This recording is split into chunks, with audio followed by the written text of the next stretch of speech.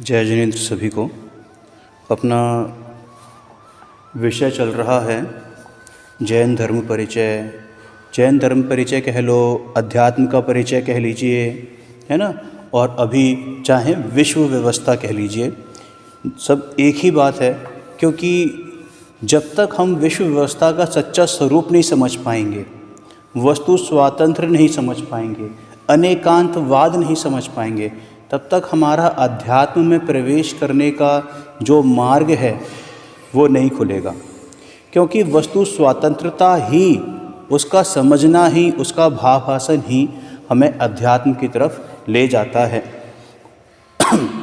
और पिछली कक्षाओं में, पिछले सेशंस में हमने विश्व समझा, द्रव्य गुण पर्याय का स्वरूप समझा, है ना, और उसका एक ओवरव्यू लिया था।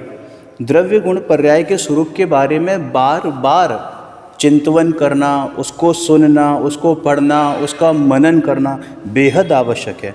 केवल क्वेश्चन आंसर्स करने से, चर्चा करने से या उनकी परिभाषाएं रटने से उनका स्वरूप ख्याल में नहीं आता। इनफैक्ट प्रति समय, हर मोमेंट पर, हर इंस्टेंट पर हमें ये भेद विज्ञान करना ज़रूरी है।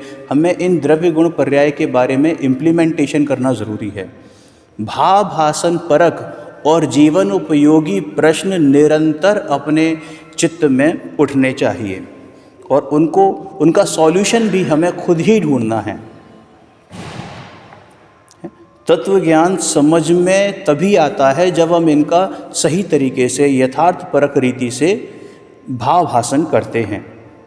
आज हम जो पढ़ेंगे वो थोड़ा सा पर्याय के बारे में पढ़ेंगे और पर्याय का भी ये हम ओवरव्यू लेंगे क्योंकि हमारा जो गुणों वाला चैप्टर है वो थोड़ा सा अभी इनकम्प्लीट है। लेकिन जब तक ये पर्याय का एक ओवरव्यू नहीं मिलेगा, गुण भी थोड़ा सा समझ में नहीं आते हैं। इसलिए आज हम पर्याय का लेंगे, उसके बाद वापस हम गुणों पर जाएंगे। ठीक है। अब गुणों की परिभाषा से हमने क्या समझा था कि जो द्रव्य के संपूर्ण भागों और संपूर्ण अवस्थाओं में रहता है उसे गुण कहते हैं। अब ये जो अवस्था वाली बात है, अवस्था वाली बात क्या है कि इसी को पर्याय कहते हैं। जो द्रव्य के संपूर्ण भागों का मतलब हमने जाना था कि क्षेत्र, यानी कि प्रदेशों में, एक द्रव्य के संपूर्ण प्रदेशों में जो विद्यमान है उसको गुण कहते हैं। ऐसे ही उसकी संपूर्ण अवस्थाओं में जो विद्यमान है, यानी कि कल भी था, आज भी है और आने वाले समय में भी होगा, तो ऐसी जो अवस्था है उसे ही पर्याय कहते हैं। ठीक है ना। पर्याय को अवस्था कह लो, दशा कह लो, हालत कह लो, अर्थ कह लो, परिणाम कह लो, परिणमन कह लो, है ना, ऐसे भी अन्य अन्य नाम हैं।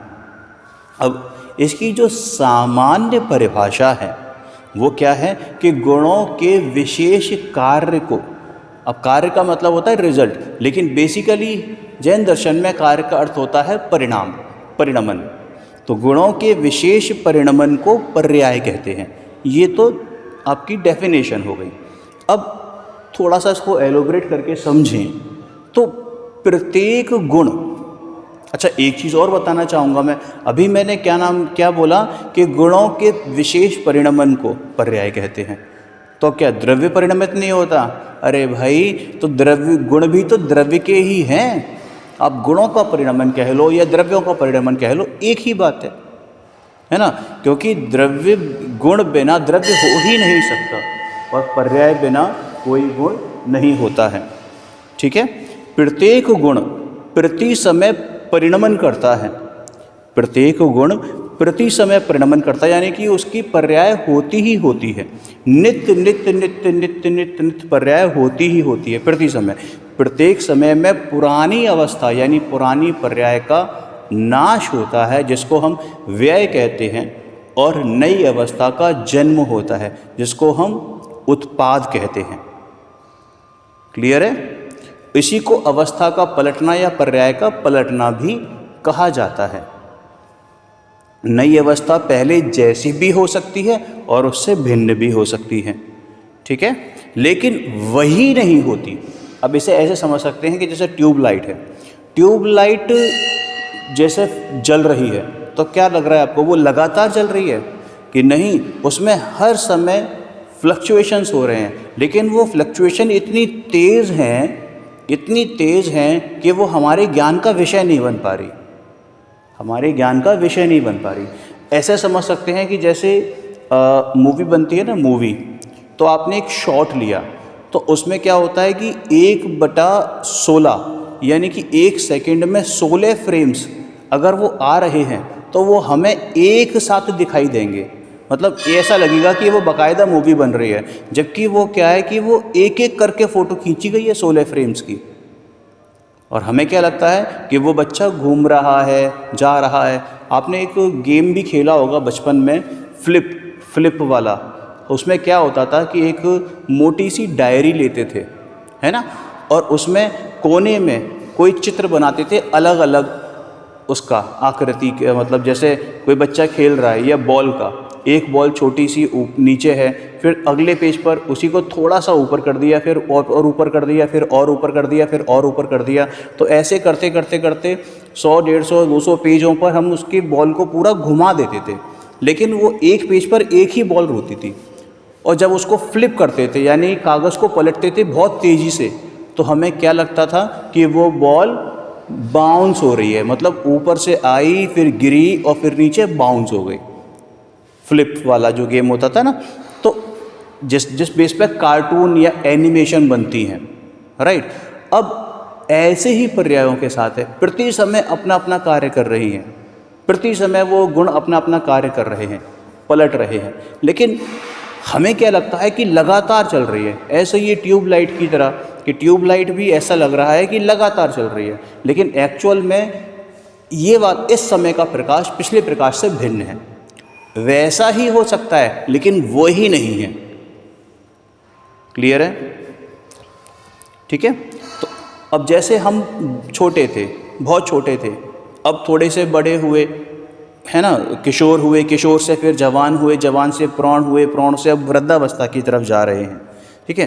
तो ये क्या हुआ, पर्याय बदल रही है, ये पर्याय बदल रही है। लेकिन अगर मैं अभी 1 घंटा या 2 घंटे या 2 दिन पहले की बात से लेकर अब कंपेयर करूं, तो आपको फ़र्क नज़र नहीं आएगा, लेकिन प्रति समय पर्याय बदली है, लेकिन ऐसा लगेगा कि वैसी की वैसी है, राइट।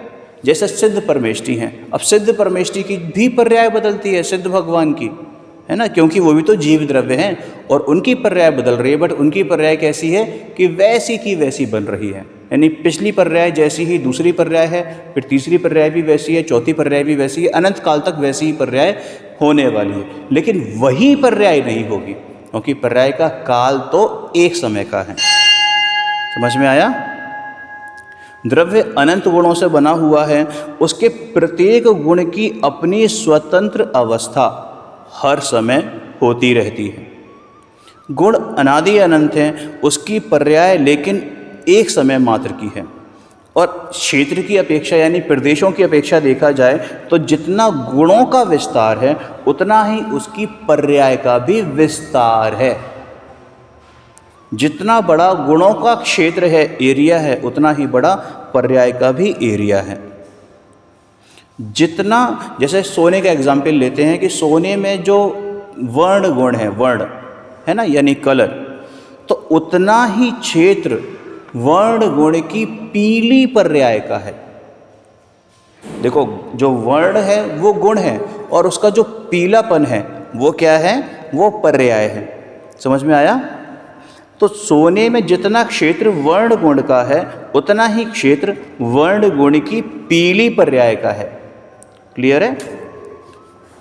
पुद्गल द्रव्य के अनंत गुणों में वर्ण और रस, रस यानी कि टेस्ट, ये 2 गुण हैं। और उनका एग्जाम्पल से हम समझेंगे कि जैसे वर्ण गुण है, वर्ण गुण अनादि अनंत कायम रहता है, उस गुण की हर समय में कोई ना कोई पर्याय होती है। जैसे वर्ण, यह गुण है और ये वर्ण क्या हो गया, आपके एट्रीब्यूट्स हो गए, गुण हो गया। और लाल, पीला, हरा, नीला, सफ़ेद, गुलाबी, ये सारी क्या हो गए, ये सब गुण की अवस्था यानी पर्याय हो गए। अब ये मेरे सामने ग्रंथ रखा हुआ है, तो ग्रंथ ये ऑफ वाइट कलर का है, तो कलर तो हो गया गुण, और ऑफ वाइट ये क्या हो गया, उसकी पर्याय हो गई। ठीक है, समझ में आ गया ना? अब जैसे वो होता है ना कच्चा आम, कच्चे आम में क्या होता है, खट्टा रस होता है, रस तो है बट कैसा है, खट्टा है। ये मैंने आपको लास्ट क्लास में भी एग्जाम्पल दिया था कि रस तो होता है, आम चाहे बिल्कुल कच्चा हो, चाहे पक गया हो, चाहे सड़ गया हो, रस तो है। लेकिन फ़र्क सिर्फ इतना है कि उसका रस बदल रहा है। पहले वो खट्टा था, खट्टे रस वाला था, अब मीठे रस वाला है, और जब सड़ जाएगा तो कड़वे रस वाला हो जाएगा या बेकार हो जाएगा। अब वो कैसा, कसेला हो जाएगा, ठीक है ना। तो वो जो कड़वा कसेलापन है, मीठापन है, वो क्या है कि वो उसकी पर्याय है। किसकी? रस गुण की पर्याय है। आम जब कच्चा था तो हरे रंग का था, राइट, अभी पका तो पीले रंग का था, सड़ जाएगा तो कुछ ब्राउनिश कलर का हो सकता है, ब्लैकिश कलर का हो सकता है। तो कलर तो रहा, यानी वर्ण तो रहा, बस उसकी पर्याय बदली। लेकिन यह जो बदलाव है ना, ये इतना तीव्र होता है कि एकदम हमारे ख्याल में नहीं आता।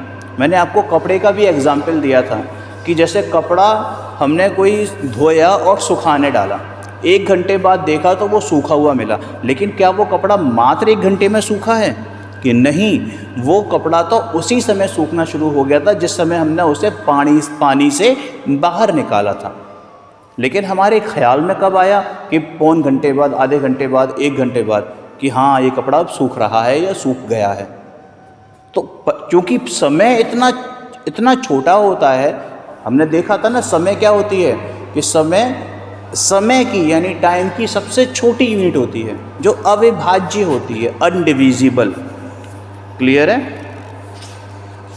समझ में आई ना बात?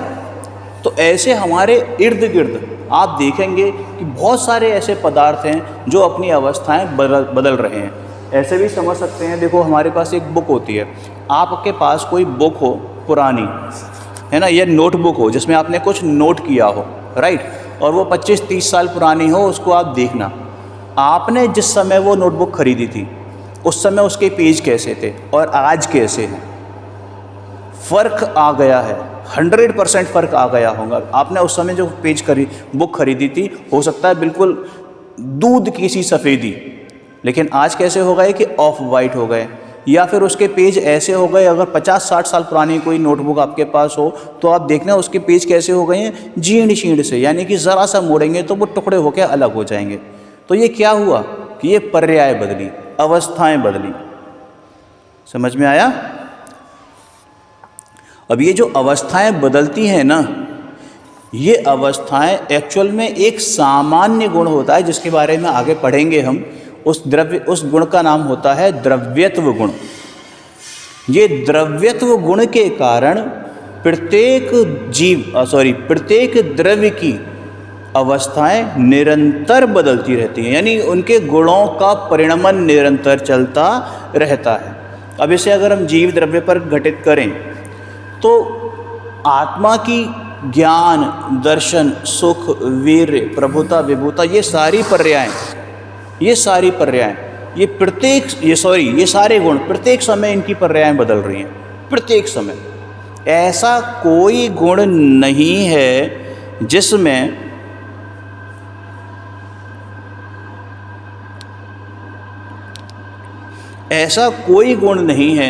जिसकी पर्याय बदलती ना हो।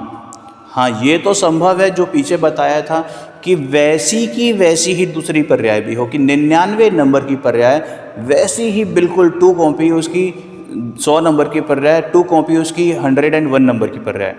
बट ऐसा नहीं होगा कि 99 ही चलती रहे, कभी 100 आए नहीं। समझ में आया? अब जो गुण हैं वो कभी नहीं बदलते, यानी बदलने से मतलब पर्याय तो है बट गुण तो रहेगा ही। ऐसा नहीं हो सकता कि रस गुण किसी भी पुद्गल द्रव्य में से रस गुण गायब हो जाए, या रस गुण जो है वो आपका वर्ण गुण में कन्वर्ट हो जाए। ऐसा नहीं होगा, क्योंकि रस गुण का जो परिणमन है वो मात्र रस गुण में ही रहेगा, यानी टेस्ट का टेस्ट में ही रहेगा, कलर का कलर में ही रहेगा। हम लोगों को सबको पता है कि जो केवल पीला रंग देखकर आम लाएं, ऐसा नहीं हो सकता। हम क्या चीज़ चेक करते हैं कि जब भी हम आम लेने जाते हैं कि उसका रंग भी देखते हैं, साथ में उसको स्मेल भी करके देखते हैं। अब खा तो सकते नहीं हैं क्योंकि काटेंगे तो वो दुकानदार वापस नहीं करेगा अगर खट्टा हुआ तो। आप उसको केवल स्मेल कर सकते हो, स्मेल कर सकते हो, ठीक है ना। स्मेल से मालूम पड़ जाता है कि हाँ भाई टेस्टी होना चाहिए। तो हम क्या क्या चीज़ें देखते हैं कि उसका जो कलर है जो कि येलो होना चाहिए, उसकी जो स्मेल है वो कैसी होनी चाहिए, मधुर स्वीट होनी चाहिए, ऐसी रस भी आपको स्वीट चाहिए, ठीक है ना। आपका जो स्पर्श है वो थोड़ा सा नरम नरम होना चाहिए। हम हार्ड मैंगो नहीं लेके आते, समझ में आ रहा है ना। अब इससे एक बहुत बड़ा सिद्धांत हमारे ख्याल में आता है और वो ये कि एक ही द्रव्य के अनंत गुण हैं, लेकिन एक भी गुण उसी द्रव्य के दूसरे गुण रूप नहीं होता, या एक गुण दूसरे गुण का कार्य नहीं करता, यानी दूसरे गुण रूप परिणमित नहीं होता। ऐसा नहीं हो सकता कि आत्मा का ज्ञान गुण श्रद्धा गुण का कार्य करे, या श्रद्धा गुण चारित्र गुण का कार्य करे, चारित्र गुण सुख गुण का कार्य करे, सुख गुण पुरुषार्थ यानी वीर्य गुण का कार्य करे। समझ में आया ना। प्रत्येक द्रव्य में रहने वाले, यानी एक ही द्रव्य में रहने वाले अनंत अनंत गुण अपना अपना कार्य स्वयं करते हैं और स्वयं ही परिणमित होते हैं।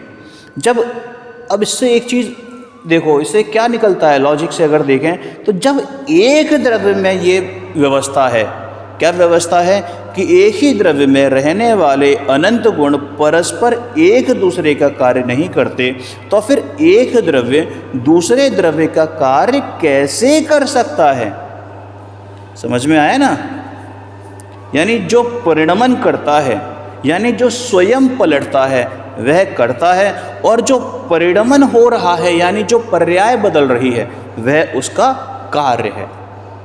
लेकिन कोई एक द्रव्य दूसरे द्रव्य का कर्ता या कर्म नहीं हो सकता, ठीक है।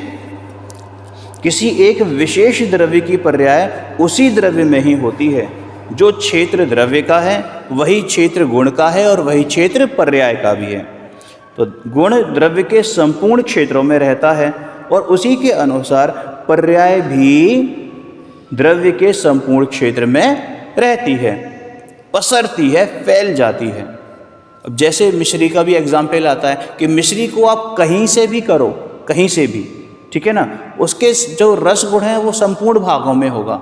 अब उस मिश्री को आप पानी में मिलाओ, दूध में मिलाओ, टुकड़े कर दो, बिल्कुल पाउडर बना दो, लेकिन उसका गुण तो रहेगा ही रहेगा। अब यहाँ पर देखो पर्याय बदली, मिश्री की पर्याय बदली। पहले वो एक क्या कहते क्रिस्टल फॉर्म में थी, सॉलिड फॉर्म में थी, फिर उसके आपने पाउडर कर दिया, लेकिन टेस्ट तभी भी रहा। फिर उसको आपने क्या करा कि दूध में मिला दिया, फिर भी उसका वही टेस्ट रहा।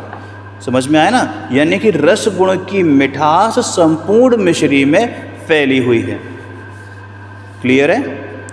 ये जो द्रव्य गुण पर्याय है, इन सभी का जो विस्तार है यानी क्षेत्र, एक होने पर भी द्रव्य और गुण अनादि अनंत कायम रहने वाले ध्रुव हैं।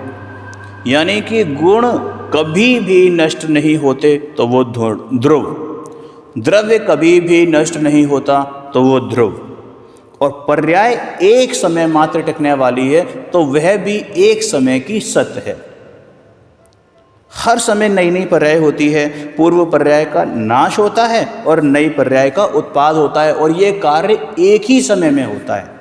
ये कार्य एक ही समय में होता है। जैसे कि एग्जाम्पल देते हैं कि एक बहुत अंधकार वाला कमरा है, डार्क रूम है, वहाँ पर हमने और लाइट खोली, तो जैसे ही डार्कनेस का क्या हुआ, एंड हुआ, लाइट खुल गई, लाइट आ गई। अब उसे क्या मानोगे कि डार्कनेस के एंड होने के कारण लाइट आई है, या लाइट आई है उसके कारण डार्कनेस एंड हुई है? दोनों एक ही समय में हुआ है। मतलब पहले डार्कनेस गई फिर लाइट आई, ऐसा नहीं है। एक ही समय में पूर्व पर्याय का नाश हुआ, उस अंधकारमय पर्याय का नाश हुआ, और उसी समय नई पर्याय का जन्म हुआ, लाइट रूपी पर्याय का जन्म हुआ। ऐसा उत्पाद वह प्रति समय चलता रहता है। यानी 98 फिनिश होगी, फिर 99 आएगी, फिर 99 फिनिश होगी, 98 आएगी, लेकिन ये हर समय यानी 99 का विनाश और 100 का उदय एक समय हुआ, फिर 100 का विनाश और 101 का उदय ये अगले समय हुआ। तो ऐसा ये चलता रहता है, निरंतर चलता रहता है। द्रव्य के गुण वहीं के वहीं कायम रहते हैं और इसी कायम रहने को द्रव्य कहा जाता है। क्या कहा जाता है? द्रव्य कहा जाता है। ठीक है ना। एक बहुत बड़ा सिद्धांत हमारे ध्यान में आ गया कि वस्तु यानी जो द्रव्य है ना, वो उत्पाद, व्यय और द्रव्य युक्त से है, द्रव्य से युक्त है। एक तत्वार सूत्र नामक महाशास्त्र है, उसमें भी आता है उत्पाद व्यय द्रव्य युक्तम सत, यानी कि जो द्रव्य है वो उत्पाद व्यय द्रव्य लिए हुए है। प्रति समय उसमें उत्पाद हो रहा है, प्रति समय उसमें व्यय हो रहा है, लेकिन फिर भी इस उत्पाद और व्यय के बीच में एक ध्रुव वहीं का वहीं कायम है। ऐसे समझ सकते हैं कि जैसे आप छोटे थे, अब बड़े हुए, अब बहुत बड़े हो गए, ठीक है ना। लेकिन ये जो बदली, ये आपकी अवस्था बदली, पर्याय बदली, लेकिन आप तो वहीं के वहीं रहे। तो आप कौन हो गए? कि आप ध्रुव हो गए। आप तो वहीं के वहीं रहे। वो जो बुक थी 25 साल पहले नोटबुक खरीदी थी, आज वो नोटबुक तो वहीं की वहीं है, केवल उसकी अवस्था बदली। और इस दौरान जो बदलने वाली चीज़ थी उसका नाम है पर्याय, लेकिन जो नहीं बदली यानी वो जो बुक, ओरिजिनल बुक, नोटबुक, वो क्या है? कि वो ध्रुव है। ठीक है। तो इसी अपेक्षा से पता है हम क्या समझते हैं कि जैसे कोई बॉडी में से ये जीव निकल जाता है तो भैया इस बॉडी का विनाश हो सकता है, लेकिन ये बॉडी किससे बनी है? कि पुद्गल परमाणुओं से बनी है। ये शरीर किससे बना है? कि पुद्गल परमाणुओं से बना है। तो परमाणु तो वहीं के वहीं रहते हैं, केवल परमाणु पहले ये मनुष्य शरीर रूप में थे, जब उनको जला दिया जाता है तो वो एशेस के रूप में, गैस के रूप में, पानी के रूप में कन्वर्ट हो जाते हैं। समझ में आया? यानी कि ये जो पुद्गल परमाणु हैं इनका भी केवल परिणमन होता है। ये शरीर भी, हम कहते ज़रूर हैं कि शरीर का नाश हो गया, एक्चुअल में वो अवस्था का नाश हुआ है, लेकिन शरीर जिन परमाणुओं से बना है वे परमाणु तो ज्यों के त्यों हैं।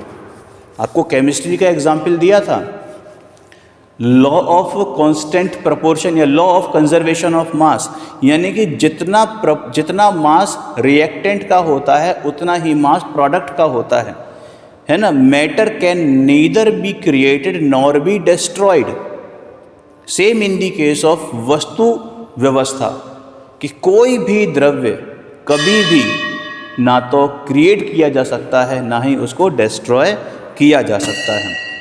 सोने का भी एग्जाम्पल लिया था हमने गोल्ड का, कि गोल्ड की पहले गिन्नी थी, या हाँ गिन्नी ही मान लीजिए, फिर क्या हुआ कि उसको हार रूप में कन्वर्ट करवाया, उस गिन्नी में से कुछ पार्ट को हार रूप में कन्वर्ट करवाया, बच गई तो उसको अंगूठी के रूप में बनवा लिया। अब क्या दो अलग अलग सोने हैं? कि नहीं, वो उसी से है। तो जो गुण उस हार में विद्यमान होंगे वही गुण उस अंगूठी में विद्यमान होंगे।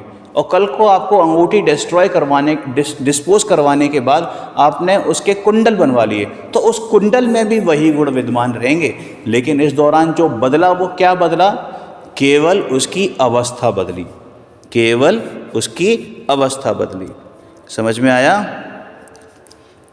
आप जब सुनार के पास जाते हो सोना बेचने या खरीदने, तो क्या वो उसकी जो कहना चाहिए कि शेप देखकर, उसकी वर्तमान अवस्था देखकर उसका निर्णय करता है, या उसका वज़न देखकर उसका निर्णय करता है कि सोना कितना है, कितना सोना उसमें विद्यमान है, उसका कितना वज़न है, उसका देख के निर्णय करता है। उसी हिसाब से वो पैसे बताता है। आप चाहे हार बेचने जाओ, चाहे अंगूठी बेचने जाओ, चाहे कहना चाहिए कंगन बेचने जाओ, लेकिन सोने का जो वज़न है उसके बेस पर ही आपको दाम मिलते हैं। ऐसा नहीं है कि हार बड़ा लग रहा है तो हार के पैसे ज़्यादा मिलेंगे, नहीं। ठीक है। और प्रत्येक द्रव्य का कार्य उसी पर्टिकुलर द्रव्य में होता है। चाहे जीव द्रव्य हो तो जीव द्रव्य का कार्य जीव द्रव्य में होगा, पुद्गल का कार्य पुद्गल द्रव्य में होगा। और इसी तरह से अन्य सभी द्रव्यों का, चाहे वो धर्म अधर्म आकाश काल ही क्यों ना हो, उनका परिणमन उनके विशिष्ट यानी उस स्पेसिफिक द्रव्य में ही होता है, और द्रव्य ही अपने उस परिणमन का कर्ता बनता है। ये कर्ता है इनफैक्ट, यानी कि द्रव्य ही उसको उसका कर्ता माना जाएगा। जीव की जो पर्याय होती है उसका कर्ता जीव है, कोई और द्रव्य नहीं। अजीव यानी कि पुद्गल की जो पर्याय होती है उसका कर्ता पुद्गल है। धर्म अधर्म आकाश और काल की जो पर्याय हैं उनका कर्ता वो स्वयं है। समझ में आया? और इसमें कोई भी किसी भी प्रकार का एक्सेप्शन है ही नहीं, क्योंकि अगर एक एक्सेप्शन होगा तो फिर वो नियम बन जाएगा, क्योंकि वो हर किसी पर घटित होगा। क्लियर है? अब जैसे जीव द्रव्य में क्या होते हैं कि ज्ञान दर्शन श्रद्धा चारित्र सुख वीर्य आदि अनंत गुण होते हैं, और प्रत्येक गुण की पर्याय उसी स्पेसिफिक गुण में होती है। ज्ञान का कर्ता ज्ञान, श्रद्धा का कर्ता श्रद्धा, चारित्र का कर्ता चारित्र ही होता है। और ये हमें कैसे मालूम पड़ता है, इसका अभ्यास कैसे करें कि पहले आगम को पढ़ो, शास्त्रों को पढ़ो, ग्रंथों को पढ़ो। नहीं समझ में आए तो किसी ज्ञानी गुरु से पूछो, समझो, पढ़ो, उसको अपने रियल लाइफ में इम्प्लीमेंट करें। ठीक है? लेकिन एक्चुअल में है क्या कि हमारी जो दृष्टि होती है ना, हमारी दृष्टि हमेशा बाहर की चीज़ों पर लगी रहती है ना। इस कारण क्या होता है, पैसे में से सुख प्राप्त होता है, गुरु से ज्ञान प्राप्त होता है, पुस्तक से ज्ञान प्राप्त होता है, ऐसी अडिग श्रद्धा होती है। लेकिन जब कार्य होता है ना, उस समय अन्य द्रव्य उपस्थित होते हुए भी उनको मात्र निमित्त संज्ञा दी जाती है, यानी निमित्त का नाम दिया जाता है। एक्चुअल में वो कोई कार्य करता नहीं है। जैसे कि केमिस्ट्री में क्या होता है, कैटलिस्ट होते हैं, कैटलिस्ट। तो कई जगह ऐसा होता है कि वो कैटलिस्ट केवल वहाँ पर उपस्थित होते हैं, करते धरते कुछ नहीं है, केवल वहाँ पर खड़े रहते हैं। और हम क्या मानते हैं कि उस कैटलिस्ट ने रिएक्शन करवाया, जबकि रिएक्शन में उनका कोई हाथ नहीं था, वो पार्टिसिपेट नहीं करते उस रिएक्शन में। ऐसे ही ये जो छहों द्रव्य है ना, तो एक द्रव्य अपना स्वयं का कार्य कर रहा है, बाकी के द्रव्य वहाँ पर उपस्थित अवश्य हैं, इसलिए उनको निमित्त संज्ञा दी जाएगी, यानी निमित्त नाम दिया जाएगा।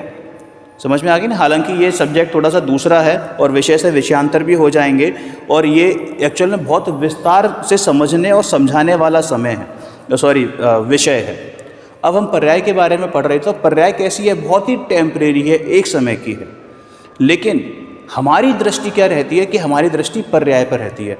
मैं अभी वर्तमान पर्याय में मनुष्य मान रहा हूँ, मनुष्य हूँ। अब मैं क्या मान रहा हूँ कि मैं मनुष्य ही हूँ।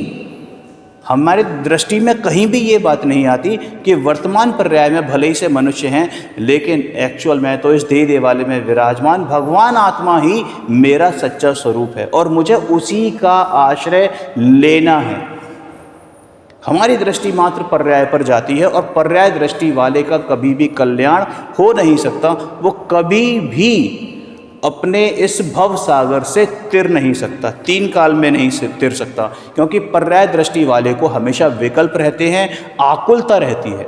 लेकिन पर्याय जिसके आश्रय से प्रकट हुई है, पर्याय जिसकी है, वो द्रव्य, उस द्रव्य की तरफ हमारी दृष्टि नहीं जाती, क्योंकि द्रव्य की तरफ अगर दृष्टि जाए तो हमारा निराकुल स्वभाव है, हमें निराकुलता ही प्रकट हो। और निराकुलता का दूसरा नाम सुख है। और वो सुख कैसा होता है कि वो सुख अनंत सुख होता है, अतीन्द्रिय सुख होता है। समझ में आया ना? आज हमने यहाँ तक किया है पर्याय का। अगले क्लास में हम लोग दूसरे द्रव्य के बारे में, एक है पुद्गल द्रव्य, उसके बारे में चर्चा करेंगे। ठीक है? और फिर हम गुणों पर आएंगे। तभी तक के लिए जय जिनेंद्र।